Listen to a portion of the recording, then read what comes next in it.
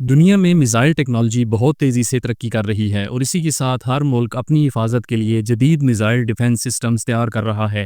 امریکہ، روس اور اسرائیل نے اس ٹیکنالوجی میں بہت ترقی کی ہے، لیکن چین بھی اب اس میں ان کے مقابلے میں آ کھڑا ہوا ہے۔ چین نے 2024 میں اپنا سب سے advance missile defence system HQ-19 دنیا کے سامنے پیش کیا۔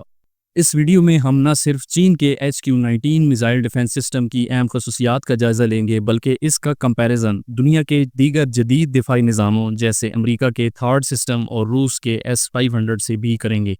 ویڈیو پر آگے بڑھنے سے پہلے اگر آپ نے چینل کو سبسکرائب نہیں کیا تو سبسکرائب کر لیں۔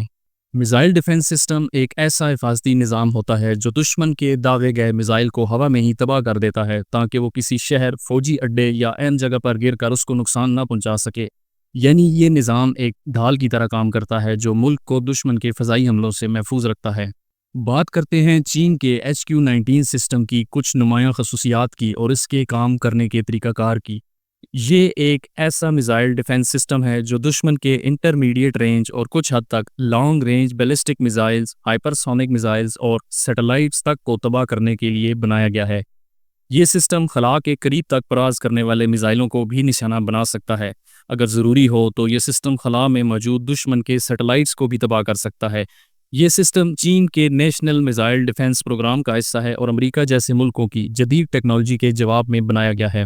جب دشمن کی طرف سے کوئی میزائل یا خطرہ آتا ہے تو HQ-19 سسٹم کا طاقتور ریڈار ٹائپ 610A، جس کی رینج 4000 کلومیٹر ہے، اسے فوراً ڈیٹیکٹ کر لیتا ہے۔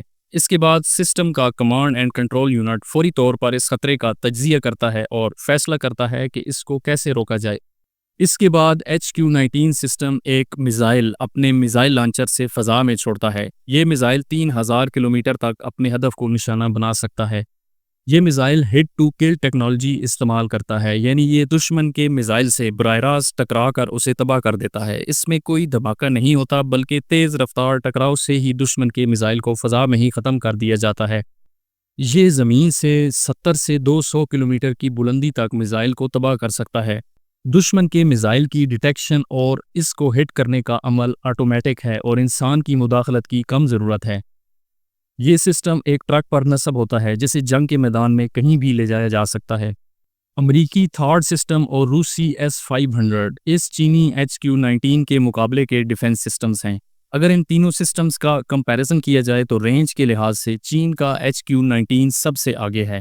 HQ-19 کی رینج 3000 کلومیٹر ہے، جو امریکی تھاڈ کی 200 کلومیٹر اور روسی S-500 کی 600 کلومیٹر کی رینج سے کہیں زیادہ ہے۔ انٹرسیپشن کی اونچائی، یعنی کتنی بلندی پر میزائل کو روکا جا سکتا ہے، کے معاملے میں بھی HQ-19 کو برتری حاصل ہے۔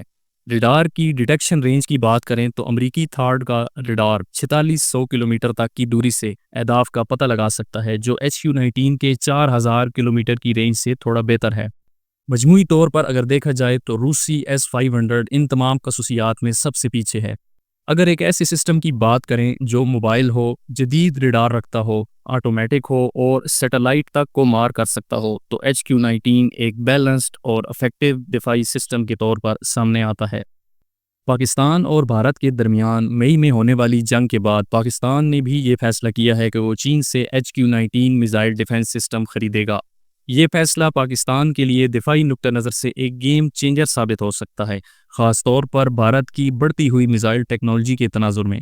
یہ سسٹم بھارت کے بیلسٹک اور کروز میزائلز، خصوصاً برہموس، اگنی اور اسکالپ EG جیسے جدید سپر سونک اور ہائپر سونک میزائلز کو روکنے کی صلاحیت رکھتا ہے، جنہیں بھارت اپنی فوج میں شامل کر چکا ہے۔